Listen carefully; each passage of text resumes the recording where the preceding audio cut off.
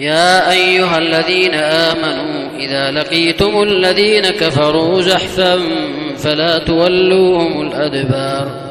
ومن يولهم يومئذ دبره إلا متحرفا لقتال أو متحيزا إلى فئة فقد باء بغضب من الله ومأواه جهنم وبئس المصير